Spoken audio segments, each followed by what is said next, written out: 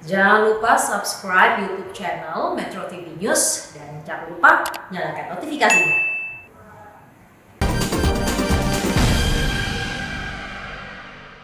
Dipersembahkan oleh, didukung oleh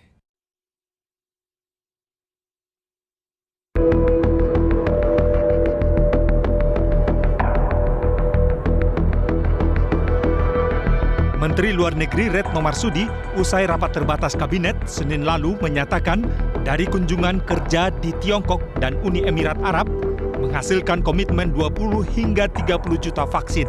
Komitmen itu akan diperpanjang hingga tahun 2021 untuk memenuhi kebutuhan Indonesia sebanyak 290 hingga 340 juta vaksin. Melihat kebutuhan vaksin COVID-19 sangat mendesak, menurut Retno, maka pemerintah ingin fokus pada pemenuhan jangka pendek, khususnya untuk menjamin pemenuhan vaksin di tahun 2020 hingga 2021. Dari kunjungan kedua negara tersebut dapat kami sampaikan bahwa untuk tahun 2020 yang telah kita secure, yang telah kita amankan adalah komitmen sebesar 20 sampai 30 juta vaksin. Kemudian untuk 2021 yang sudah dapat kita secure adalah 290 sampai 340 juta. Selain kebutuhan jangka pendek, pemerintah juga berupaya mempercepat pembuatan vaksin dalam negeri yang dikembangkan tim nasional, yakni vaksin merah putih. Presiden Joko Widodo mengapresiasi gerak cepat pemerintah dalam mencari vaksin serta pengembangan vaksin dalam negeri. Bahkan Presiden mengeluarkan opsi untuk menjual vaksin COVID-19 ke negara lain, terutama negara ASEAN, bila stok vaksin dalam negeri telah mencukupi. Jumlahnya sekali lagi jumlah yang sangat besar sekali, sehingga nanti vaksin merah putih kita ketemu, kita bisa memproduksi lebih banyak. Kalau memang apa yang kita miliki ini berlebih dari yang ingin kita gunakan, ya nggak apa-apa, dijual ke negara lain. Karena negara lain ini di ASEAN saja saya lihat belum ada yang siap dengan vaksin sebanyak yang tadi saya sampaikan. Sebelumnya, PT Bio Farma dipastikan menerima bulk atau konsentrat ready-to-fill vaksin COVID-19 dari Sinovac sebanyak 50 juta dosis sampai dengan Maret 2021 mendatang. Kepastian itu ditandai dengan penandatanganan kerjasama yang dilaksanakan pada 20 Agustus lalu di Hainan, Tiongkok. Tim Liputan Metro TV. Kita akan membahas terkait dengan diplomasi vaksin dan juga diplomasi lainnya dengan dua orang narasumber. Ada Ibu Retno Marsudi, Menteri Luar Negeri Republik Indonesia, dan juga Bang Charles Honoris, Wakil Ketua Badan Kerjasama Antar Parlemen DPR RI sekaligus anggota Komisi 1 DPR RI. Saya akan ke Bu Retno terlebih dahulu. Bu, tadi sudah disampaikan bahwa kita berhasil pemerintah berhasil mensecure 20 hingga 30 juta vaksin untuk tahun 2020 dan sampai 340 juta vaksin di 2021. Sampai dengan hari ini, apa update terbarunya, seperti apa progresnya, Bu? Terima kasih Mas Rory. Jadi update per hari ini masih seperti yang saya sampaikan. Jadi kita sebenarnya saya ingin mulai dengan prinsip yang kita sampaikan sejak hari pertama, day one, sejak pandemi terjadi. Jadi kita secara konsisten kita menyampaikan bahwa akses vaksin harus dapat diakses oleh semua negara, vaksin bisa tepat waktu, aman, dan juga harganya terjangkau. Jadi prinsip-prinsip itu kita sampaikan terus secara konsisten. Dan dari sejak awal, pemerintah mengatakan bahwa kita memiliki dua pendekatan. Pendekatan jangka pendek yang memang harus melakukan kerjasama dengan pihak lain, dengan pihak negara lain. Tetapi untuk jangka panjang, kita menuju kepada kemandirian vaksin. Tadi disebutkan vaksin merah putih kita. Nah, untuk jangka pendek, kita lihat 2020, ini sekarang sedang uji klinis tahap ketiga. Untuk 2020, komitmen yang sudah kita peroleh adalah 20 sampai 30 juta. Sementara untuk 2021 tadi disampaikan 290 sampai 340 juta. Jadi update per hari ini seperti itu. Sementara itu kita juga menjalin komunikasi dengan beberapa pihak lainnya, misalnya dengan AstraZeneca dari UK. Kemudian kemarin saya melakukan komunikasi dengan Menteri Luar Negeri Australia, tampaknya juga sudah ada kontak antara CSIRO Australia dan juga dengan Eijkman untuk pengembangan kapasitas yang diantaranya adalah untuk vaksin. Sementara untuk platform internasionalnya kita terus melakukan komunikasi di dalam konteks COVAX AMC. Jadi kita betul-betul mencoba untuk melakukan semua upaya yang dapat kita lakukan untuk mengamankan kebutuhan vaksin jangka pendek sambil terus mengedepankan atau memajukan pengembangan vaksin nasional kita. Apa resepnya? Mereka mau mendukung upaya kita untuk mensecure atau mengamankan ratusan juta vaksin ini, Bu? Jadi komunikasi kita memang kita sudah jalin cukup lama dan selama pandemi ini diplomasi kita memang cukup aktif untuk melakukan komunikasi dengan banyak pihak. Terus kemudian prinsip-prinsip yang tadi saya sampaikan itu terus kita kemukakan di dalam setiap pertemuan. Jadi kalau kita lihat di awal-awal pandemi, hampir setiap hari kita melakukan komunikasi dengan pihak-pihak luar dan ini kemudian alhamdulillah kita bisa mengamankan komitmen vaksin yang jumlahnya tidak sedikit ini, Mas Rory. Baik, saya akan ke Bang Charles sekarang. Bagaimana Anda melihat upaya pemerintah, tidak hanya dalam bidang ekonomi, namun utamanya yang paling penting untuk saat ini diamankan adalah bidang vaksin, diplomasi vaksin, Bang Charles. Bagaimana Anda melihatnya?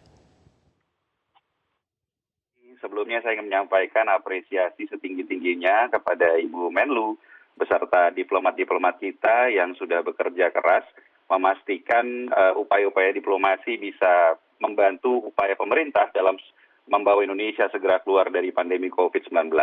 Kita ketahui bahwa wabah COVID-19 bukan saja dialami oleh Indonesia, tetapi ini pandemi yang dialami oleh setiap negara di dunia, sehingga dalam hal pendekatan atau kita membutuhkan kerjasama multilateral dengan negara-negara lain untuk bisa segera keluar dari pandemi ini, baik dari sisi kesehatannya maupun dari sisi dampak lain-lainnya. Ya, kalau saya sering katakan bahwa kalaupun kita tidak infected by the virus, kita tidak terinfeksi oleh virus ini, tetapi setiap dari kita pasti sedikit banyak terdampak, affected by the virus. Ya, oleh karena itu sekali lagi apresiasi setinggi-tingginya ya, dan saya yakin sekali Kemlu memiliki peran yang sangat sentral untuk bisa mendatangkan vaksin hari ini. Dan menurut catatan saya bukan sekedar vaksin saja, tetapi upaya dari awal Kemlu memiliki peran yang sentral. Misalnya mendatangkan alat deteksi, ya kita hari ini bisa melakukan testing terhadap 25.000 pasien per hari. Walaupun angka ini terbilang kecil dibandingkan negara-negara lain di dunia, tetapi peningkatannya juga cukup baik ya dibandingkan hari pertama kita mendapatkan pasien 1 dan pasien 02. Jadi ini sekali lagi apresiasi tinggi-tinggi kepada teman-teman diplomat kita di Kementerian Luar Negeri. Di situasi seperti ini di mana negara saat ini tentu saja mereka berjuang untuk menyelamatkan diri masing-masing terlebih dahulu, entah itu dalam bidang ekonomi, entah itu dalam bidang kesehatan. Kerjasama seperti apa yang perlu dibangun Indonesia oleh negara-negara lain di situasi seperti ini? Ya, yang pertama tentunya kerjasama menghadapi pandemi COVID-19, baik dari obat-obatan, ya, vaksin, maupun bagaimana kita bersama-sama menghentikan laju penyebaran COVID-19 ini. Yang kedua, saya rasa penting sekali juga sudah mulai harus di-approach oleh teman-teman di Kementerian Luar Negeri, bagaimana kita berbicara pasca pandemi ya. Jadi upaya diplomasi harus komprehensif.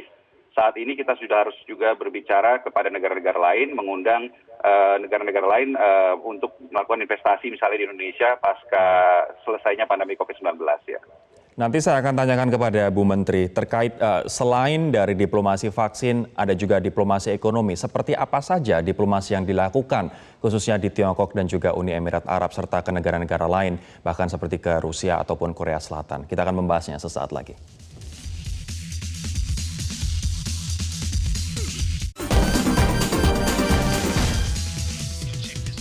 saya akan kembali ke Bu Retno. Bu Retno, selain diplomasi vaksin, ada juga diplomasi ekonomi. Apa hasilnya, Bu?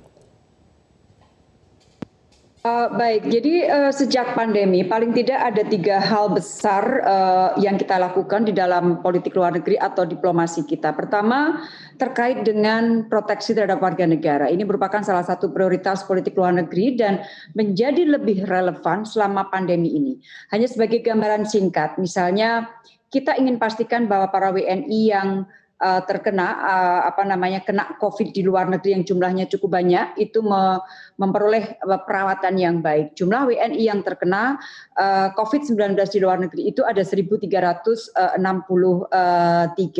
Kemudian selama pandemi ini kita sudah melakukan evakuasi dan repatriasi terhadap 143.349 orang. Sementara itu kita, para diplomat kita juga membantu pembagian sembako dan peralatan-peralatan kesehatan kepada warga negara kita yang memerlukan, yang jumlahnya lebih dari 500.000 paket, lebih dari 529.000. Itu adalah bagian pertama mengenai perlindungan WNI. Bagian kedua yang terkait dengan COVID, itu bisa kita bagi. Dalam artian, satu, kita membantu untuk pengadaan alat-alat diagnosis. Yang kedua, kita membantu pengadaan obat-obatan yang sangat diperlukan.